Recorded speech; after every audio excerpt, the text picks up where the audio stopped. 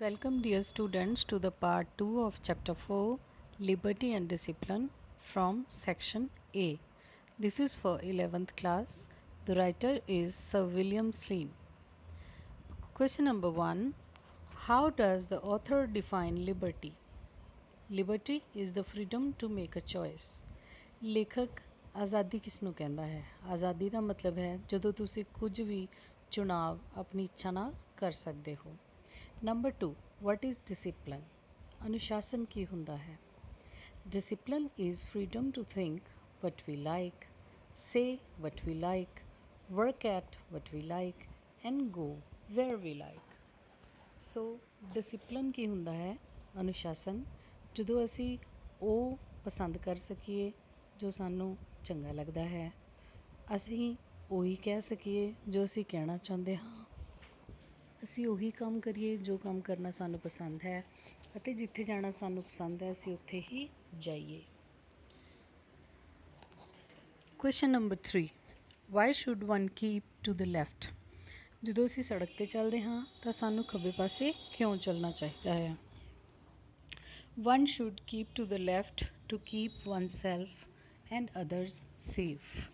ਤਾਂ ਇਨਸਾਨ ਨੂੰ ਖੱਬੇ ਪਾਸੇ ਚੱਲਣਾ ਚਾਹੀਦਾ ਹੈ ਤਾਂ ਕਿ ਉਹ ਖੁਦ ਵੀ ਸੁਰੱਖਿਅਤ ਰਹੇ ਅਤੇ ਉਸ ਦੇ ਨਾਲ ਦੇ ਹੋਰ ਲੋਕ ਵੀ ਸੁਰੱਖਿਅਤ ਰਹਿਣ। Number 4, how does pure discipline differ from enforced discipline? ਤਾਂ ਜਿਹੜਾ ਸ਼ੁੱਧ ਅਨੁਸ਼ਾਸਨ ਹੈ ਉਹ ਥੋਪੇ ਗਏ ਅਨੁਸ਼ਾਸਨ ਤੋਂ ਵੱਖਰਾ ਕਿਵੇਂ ਹੁੰਦਾ ਹੈ? Pure discipline is inner discipline. ਸ਼ੁੱਧ ਅਨੁਸ਼ਾਸਨ ਉਦੋਂ ਹੁੰਦਾ ਹੈ ਜਦੋਂ ਵਿਅਕਤੀ ਆਪਣੇ ਆਪ ਅਨੁਸ਼ਾਸਿਤ ਹੋਵੇ।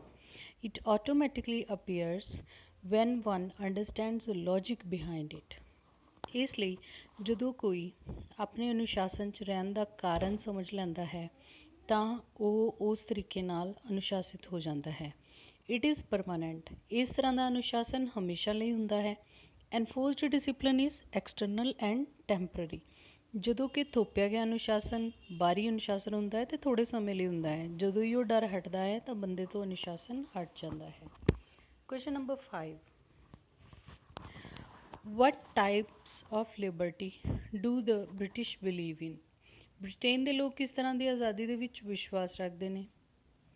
The British believe in freedom to think what they like, say what they like, work at what they like and go where they like. Britain ਦੇ ਲੋਕ ਨੇ ਜਿਹੜੇ ਉਹ ਇਸੇ ਤਰ੍ਹਾਂ ਦੇ ਅਨੁਸ਼ਾਸਨ ਨੂੰ ਮੰਨਦੇ ਆ ਜਿਹਦੀ ਪਹਿਲਾਂ ਗੱਲ ਕੀਤੀ ਗਈ ਹੈ। ਇਸੇ ਤਰ੍ਹਾਂ ਦੀ ਆਜ਼ਾਦੀ ਨੂੰ ਮੰਨਦੇ ਆ ਕਿ ਉਹਨਾਂ ਨੂੰ ਜੋ ਪਸੰਦ ਹੈ ਉਹ ਸੋਚ ਸਕਣ, ਜੋ ਪਸੰਦ ਹੈ ਉਹ ਕਹਿ ਸਕਣ, ਜੋ ਪਸੰਦ ਹੈ ਉਹ ਕੰਮ ਕਰ ਸਕਣ ਅਤੇ ਜਿੱਥੇ ਪਸੰਦ ਹੈ ਉੱਥੇ ਜਾ ਸਕਣ। Question number 6, where does one have a natural inclination to avoid discipline? Why does one have a natural inclination to avoid discipline? ਤੁਸੀਂ ਦੇਖਿਆ ਹੋਣਾ ਬੱਚਿਓ ਕਿ ਅਕਸਰ ਇਨਸਾਨ ਨੂੰ ਜਦੋਂ ਅਨੁਸ਼ਾਸਿਤ ਹੋਣਾ ਪੈਂਦਾ ਹੈ ਉਹ ਥੋੜ੍ਹੀ ਜਿਹੀ ਘੁਟਨ ਮਹਿਸੂਸ ਕਰਦਾ ਹੈ ਅਤੇ ਕਿਸੇ ਨੂੰ ਵੀ ਅਨੁਸ਼ਾਸਿਤ ਹੋਣਾ ਪਸੰਦ ਕਿਉਂ ਨਹੀਂ ਹੁੰਦਾ? Answer, because most of us have a wrong belief that discipline is a restraint to liberty. ਅਜਿਹਾ ਉਦੋਂ ਹੁੰਦਾ ਹੈ ਜਦੋਂ ਅਸੀਂ ਅਨੁਸ਼ਾਸਨ ਨੂੰ ਆਪਣੀ ਆਜ਼ਾਦੀ ਉੱਤੇ ਰੋਕ ਵਜੋਂ ਦੇਖਦੇ ਹਾਂ। ਜਦੋਂ ਅਸੀਂ ਇਹ ਸਮਝਦੇ ਹਾਂ ਕਿ ਇਸ ਅਨੁਸ਼ਾਸਨ ਨਾਲ ਮੈਨੂੰ ਅਤੇ ਦੂਜਿਆਂ ਨੂੰ ਫਾਇਦਾ ਹੋਏਗਾ, ਫਿਰ ਸਾਨੂੰ ਇਸ ਤਰ੍ਹਾਂ ਦੀ ਕੋਈ ਵੀ ਘੁਟਨ ਮਹਿਸੂਸ ਨਹੀਂ ਹੁੰਦੀ। Question number 7, why is discipline unavoidable for modern man? ਆਧੁਨਿਕ ਮਨੁੱਖ ਲਈ ਅਨੁਸ਼ਾਸਨ ਜ਼ਰੂਰੀ ਕਿਉਂ ਹੈ? Because modern life is complex, fast and competitive. ਅੱਜ ਦੇ ਮਨੁੱਖ ਨੂੰ ਬਹੁਤ ਜ਼ਿਆਦਾ ਅਨੁਸ਼ਾਸਿਤ ਹੋਣਾ ਪੈਂਦਾ ਹੈ ਕਿਉਂਕਿ ਇੱਕ ਗੁੰਝਲਦਾਰ ਜ਼ਿੰਦਗੀ ਹੈ।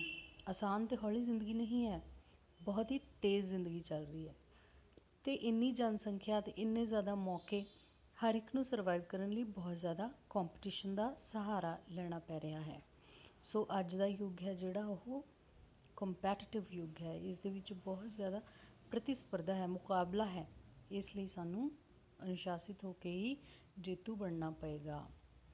Question number 8, how did the author acknowledge the salute of a private soldier? ਤਾਂ ਲੇਖਕ ਨੇ ਇਸ ਘਟਨਾ ਦਾ ਇਸ 'ਚ ਜ਼ਿਕਰ ਕੀਤਾ ਹੈ ਕਿ ਜਦੋਂ ਮੈਨੂੰ ਇੱਕ ਮੇਰੇ ਤੋਂ ਛੋਟੇ ਅਧਿਕਾਰੀ ਨੇ ਸੈਲਿਊਟ ਕੀਤਾ ਤਾਂ ਮੈਂ ਉਹਨੂੰ ਜਵਾਬ ਕਿਵੇਂ ਦਿੱਤਾ? The author just waved at him. ਉਸਨੇ ਸਿਰਫ ਹੱਥ ਹਿਲਾ ਕੇ ਉਸਦਾ ਜਵਾਬ ਦੇ ਦਿੱਤਾ। Question number 9, how did the colonel punish the author for not returning a salute properly. ਅਤੇ ਇਸ ਨੂੰ ਲੇਖਕ ਦੇ ਉੱਚ ਅਧਿਕਾਰੀ ਕਰਨਲ ਨੇ ਦੇਖ ਲਿਆ ਤਾਂ ਫਿਰ ਉਸਨੇ ਉਸਨੂੰ ਕੀ ਸਜ਼ਾ ਦਿੱਤੀ।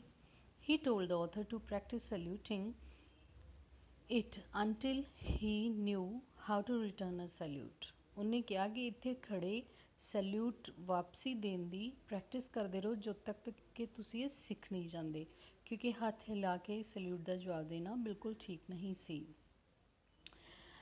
Question number 10. What does the Colonel tell the author about discipline? Colonel ਨੇ ਲੇਖਕ ਨੂੰ ਅਨੁਸ਼ਾਸਨ ਬਾਰੇ ਕੀ ਦੱਸਿਆ? Answer.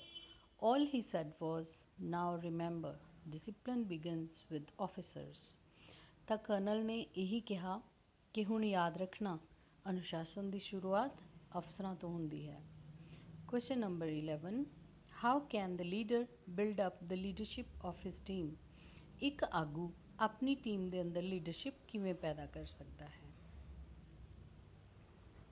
The leader can build up the leadership of his team by imposing discipline on himself first, as discipline goes from top to bottom. ਤਾਂ ਇੱਕ leader, ਇੱਕ ਆਗੂ ਆਪਣੀ ਟੀਮ ਦੇ ਵਿੱਚ ਆਗੂ ਵਧੀਆ ਤਰੀਕੇ ਨਾਲ ਕਿਵੇਂ ਕਰ ਸਕਦਾ, ਉਹਨਾਂ ਦੀ ਅਗਵਾਈ ਵਧੀਆ ਤਰੀਕੇ ਨਾਲ ਕਿਵੇਂ ਕਰ ਸਕਦਾ ਹੈ, ਉਹ ਸਭ ਤੋਂ ਪਹਿਲਾਂ ਆਪਣੇ ਆਪ ਦੇ ਉੱਤੇ ਅਨੁਸ਼ਾਸਨ ਲਾਗੂ ਕਰੇਗਾ। ਕਿਉਂਕਿ ਜਿਹੜਾ ਅਨੁਸ਼ਾਸਨ ਹੈ ਉਹ ਟੌਪ ਟੂ ਬਾਟਮ ਜਾਂਦਾ ਹੈ, ਉੱਪਰ ਤੋਂ ਨੀਚੇ ਤੱਕ, ਯਾਨੀ ਕਿ ਉੱਚ ਅਧਿਕਾਰੀ ਤੋਂ ਹੇਠਲੇ ਅਧਿਕਾਰੀਆਂ ਤੱਕ ਪਹੁੰਚਦਾ ਹੈ। Question number 12. What according to the author was not new technique invented in the last war? In the last war, Cromwell demanded that every man in his new model army should know what he fights for and love what he knows. ਤਾਂ ਲੇਖਕ ਦੇ ਅਨੁਸਾਰ ਪਿਛਲੀ ਵਾਰ ਦੇ ਵਿੱਚ ਕਿਸ ਤਰ੍ਹਾਂ ਦੀ new technique ਦੀ ਗੱਲ ਕੀਤੀ ਗਈ ਸੀ? ਪਿਛਲੇ ਯੁੱਧ ਦੇ ਵਿੱਚ ਕ੍ਰੋਮਵੈਲ ਨੇ ਇਹ ਡਿਮਾਂਡ ਕੀਤੀ ਸੀ ਕਿ ਮੇਰੀ ਆਰਮੀ ਜਦੋਂ ਵੀ ਕੋਈ ਯੁੱਧ ਲੜੇ ਜਾਂ ਕਿਸੇ ਕਾਰਨ ਖੜੀ ਹੋਵੇ ਕਿਤੇ, ਤਾਂ ਆਰਮੀ ਨੂੰ ਪਤਾ ਹੋਵੇ ਉਹ ਕਿਸ ਲਈ ਲੜ ਰਹੀ ਹੈ, ਤਾਂ ਕਿ ਉਹਨਾਂ ਨੂੰ ਉਸ ਚੀਜ਼ ਨਾਲ, ਉਸ ਵਜ੍ਹਾ ਨਾਲ ਪਿਆਰ ਹੋਵੇ ਜਿਸ ਕਾਰਨ ਉਹ ਆਪਣੀ ਡਿਊਟੀ ਕਰ ਰਹੇ ਹਨ। Question number 13. How can you say that discipline is not derogatory? ਤੁਸੀਂ ਇਹ ਕਿਵੇਂ ਕਹਿ ਸਕਦੇ ਹੋ ਕਿ ਅਨੁਸ਼ਾਸਨ ਕਦੇ ਵੀ ਕਿਸੇ ਨੂੰ ਨੀਚਾ ਦਿਖਾਉਣ ਲਈ ਨਹੀਂ ਹੁੰਦਾ? That discipline is not derogatory because you know what you work for and love what you know.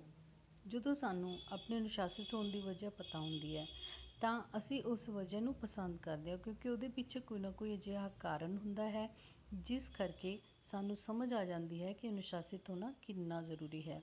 It is only discipline that enables men to live in a community and yet retain individual liberty.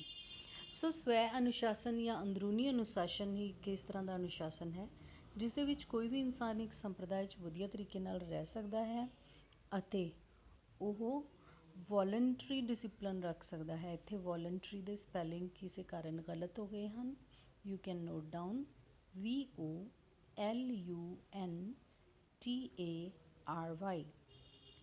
ਇਸ ਤਰ੍ਹਾਂ ਉਹ ਇੱਕ voluntary discipline ਰੱਖ ਸਕਦਾ ਹੈ। Question number 14. Voluntary ਹੁੰਦਾ ਬੇਟੇ ਆਪਣੀ ਇੱਛਾ ਨਾਲ ਰੱਖਿਆ ਜਾਣ ਵਾਲਾ ਅਨੁਸ਼ਾਸਨ। Question number 14. What type of discipline is deliberately designed to submerge the individual? ਕਿਸ ਤਰ੍ਹਾਂ ਦਾ ਅਨੁਸ਼ਾਸਨ ਹੁੰਦਾ ਹੈ ਜਿਸ ਦੇ ਵਿੱਚ ਕਿ ਇੱਕ ਇਨਸਾਨ ਦੀ ਇੰਡੀਵਿਜੂਅਲਿਟੀ ਨੂੰ ਖਤਮ ਕਰਨ ਦੀ ਕੋਸ਼ਿਸ਼ ਕੀਤੀ ਜਾਂਦੀ ਹੈ? Totalitarian discipline, with its slogan shouting masses, is deliberately designed to submerge the individual. ਜਦੋਂ ਕੁਝ ਖਾਸ ਲੋਕ ਇੱਕ ਭੀੜ ਨੂੰ ਆਪਣੇ ਮਕਸਦ ਲਈ ਯੂਜ਼ ਕਰਦੇ ਹਨ ਅਤੇ ਜਦੋਂ ਤਾਨਾਸ਼ਾਹੀ ਅਨੁਸ਼ਾਸਨ ਉਹਨਾਂ 'ਤੇ ਥੋਪਿਆ ਜਾਂਦਾ ਹੈ, ਉਹਨਾਂ ਤੋਂ ਜ਼ਬਰਦਸਤੀ ਨਾਅਰੇ ਬੁਲਵਾਏ ਜਾਂਦੇ ਹਨ ਅਤੇ ਸਾਰੇ ਲੋਕਾਂ ਨੂੰ ਇੱਕੋ ਜਿਹਾ ਸੋਚਣ ਲਈ ਮਜਬੂਰ ਕੀਤਾ ਜਾਂਦਾ ਹੈ, ਉਦੋਂ ਅਸੀਂ ਕਹਾਂਗੇ ਕਿ ਇਸ ਤਰ੍ਹਾਂ ਦਾ ਜਿਹੜਾ ਥੋਪਿਆ ਹੋਇਆ ਤਾਨਾਸ਼ਾਹੀ ਅਨੁਸ਼ਾਸਨ ਹੈ ਇਹ ਕਿਸੇ ਵੀ ਮਨੁੱਖ ਦੀ ਆਪਣੀ ਹੋਂਦ ਨੂੰ ਖਤਮ ਕਰਨ ਵਾਸਤੇ ਹੁੰਦਾ ਹੈ। How does the author commend the role of British Railway signalmen in the last war? ਜਦੋਂ ਪਿਛਲਾ ਯੁੱਧ ਹੋਇਆ ਸੀ ਤਾਂ ਲੇਖਕ ਨੇ ਤਾਰੀਫ ਕੀਤੀ ਸੀ ਕਿ ਬ੍ਰਿਟਿਸ਼ ਰੇਲਵੇ ਦੇ ਸਿਗਨਲ 'ਤੇ ਖੜੇ ਹੋਏ ਆਦਮੀਆਂ ਨੇ ਆਪਣਾ ਰੋਲ ਬਹੁਤ ਵਧੀਆ ਪਲੇ ਕੀਤਾ। ਕਿਵੇਂ ਕੀਤਾ, ਕੀ ਹੋਇਆ ਸੀ? Answer, they did not leave their posts even during bombardment because they knew what it means to others। ਤਾਂ ਸਿਗਨਲ 'ਤੇ ਜਿਹੜੇ ਵਿਅਕਤੀ ਬ੍ਰਿਟਿਸ਼ ਰੇਲਵੇ ਦੇ ਕੰਮ ਕਰ ਰਹੇ ਸਨ, ਉਹਨਾਂ ਨੇ ਆਪਣਾ ਸਥਾਨ ਨਹੀਂ ਛੱਡਿਆ। ਹਾਲਾਂਕਿ ਉਹਨਾਂ ਦੇ ਆਲੇ ਦੁਆਲੇ ਬੰਬਾਰੀ ਹੋ ਰਹੀ ਸੀ, ਬਿਲਡਿੰਗਾਂ ਜਲ ਰਹੀਆਂ ਸਨ, ਅੱਗ ਸੀ ਅਤੇ ਤਬਾਹੀ ਸੀ, ਪਰ ਫਿਰ ਵੀ ਉਹ ਆਪਣੇ ਸਥਾਨ 'ਤੇ ਖੜੇ ਰਹੇ। ਇਸ ਦੇ ਲਈ ਉਹਨਾਂ ਨੂੰ ਕਿਸੇ ਨੇ ਮਜਬੂਰ ਨਹੀਂ ਕੀਤਾ, ਇਹ ਤਾਂ ਉਹਨਾਂ ਦੀ ਆਪਣੀ ਹੀ ਇੱਛਾ ਸੀ। ਕਿਉਂ? ਕਿਉਂਕਿ ਉਹਨਾਂ ਨੂੰ ਪਤਾ ਸੀ ਕਿ ਸਾਡੀ ਇਸ ਸੇਵਾ ਦਾ ਹੋਣਾ ਕਿੰਨਾ ਜ਼ਰੂਰੀ ਹੈ ਅਜਿਹੇ ਸਮੇਂ ਦੇ ਵਿੱਚ। They knew what they were fighting for। ਉਹਨਾਂ ਨੂੰ ਪਤਾ ਸੀ ਉਹ ਕਿਸ ਲਈ ਲੜ ਰਹੇ ਹਨ, ਕਿਸ ਲਈ ਇਹ ਕੰਮ ਕਰ ਰਹੇ ਹਨ। So they preferred service to personal safety। ਇਸ ਲਈ ਆਪਣੀ ਜਾਨ ਦੀ ਪਰਵਾਹ ਨਾ ਕਰਦੇ ਹੋਏ ਉਹਨਾਂ ਨੇ ਆਪਣੇ ਦੇਸ਼ ਲਈ ਸੇਵਾ ਨੂੰ ਚੁਣਿਆ। Question number 16, how can a nation overcome an economic or military crisis? Answer, we have already discussed in the chapter, a nation can overcome such crisis only with discipline। ਸੋ ਜਦੋਂ ਕਿਸੇ ਵੀ ਰਾਸ਼ਟਰ ਦੇ ਉੱਤੇ ਕੋਈ ਆਰਥਿਕ ਸੰਕਟ ਆ ਜਾਂਦਾ ਹੈ ਜਾਂ ਕੋਈ ਸੈਨਾ ਸੰਬੰਧਿਤ ਯੁੱਧ ਦੀਆਂ ਸਥਿਤੀਆਂ ਆ ਜਾਂਦੀਆਂ ਨੇ, ਉਹਦੇ ਨਾਲ ਉਹ ਕਿਵੇਂ ਨਿਪਟ ਸਕਦਾ ਹੈ? ਤਾਂ ਇਸ ਦਾ ਇੱਕੋ ਇੱਕ ਤਰੀਕਾ ਹੈ ਕਿ ਉਹ ਅਜਿਹੇ ਸੰਕਟ ਤੋਂ ਉੱਭਰਨ ਲਈ ਅਨੁਸ਼ਾਸਨ ਦਾ ਸਹਾਰਾ ਲੈ ਸਕਦੇ ਹਨ। Question number 17, what according to the author is meant by democracy? ਇਸ ਲਈ ਲੇਖਕ ਦੇ ਅਨੁਸਾਰ ਲੋਕਤੰਤਰ ਕੀ ਹੈ? Answer, democracy means the responsibility is decentralized and no one can shirk his share of the strain। ਤਾਂ ਜੋ ਲੋਕਤੰਤਰ ਹੈ, ਇਸ ਦਾ ਮਤਲਬ ਹੈ ਜਦੋਂ ਅਸੀਂ ਜ਼ਿੰਮੇਵਾਰੀਆਂ ਨੂੰ ਉੱਪਰ ਤੋਂ ਲੈ ਕੇ ਨੀਚੇ ਤੱਕ ਬਰਾਬਰ ਬਰਾਬਰ ਵੰਡ ਲੈਂਦੇ ਹਾਂ, ਕੋਈ ਵੀ ਆਪਣਾ ਕੰਮ ਕਰਨ ਦੇ ਵਿੱਚ ਕੁਤਾਹੀ ਨਹੀਂ ਕਰਦਾ ਤੇ ਆਪਣੇ ਹਿੱਸੇ ਦਾ ਭਾਰ ਆਪ ਚੱਕਦਾ ਹੈ। Dear students, this was all about the short answer type questions। I hope you all understand। You can note down in your notebooks। Thank you very much। Have a nice day।